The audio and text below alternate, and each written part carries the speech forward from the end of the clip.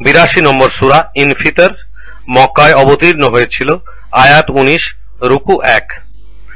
শুরুতেই আল্লাহর মহিমার সুর, দয়া ও করুণায় যিনি ভরপুর। রুকু 1। ওই আকাশ যখন যাবে ফাটিয়া, তারাগুলি পড়িবে সব যখন ছুটিয়া, সাগর সমূহ হবে উদ্বেলিত, কবর করা হবে সব উন্মোচিত। জানিতে পারিবে সকল মানুষ তখন, পিছনে কি রেখে এলো আগে কি প্রেরণ। হে মানুষ বিভ্রান্তকে তোমায় করিল, মহান সেই প্রভু হতে ভুলায় রাখিল। সৃষ্টি করিয়া যিনি আরো সমন্বিত, শরীরের অংশ সকল করে পরিমিত। তোমাকে চাইলেন তিনি যেই আকারে, গঠন করিয়া দিলেন সেই প্রকারে।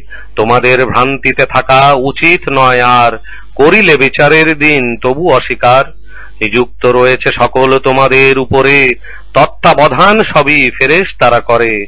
অভিজাত ওই সব লেখকগণ যারা, যা কিছু তোমরা করো জানে তাহারা।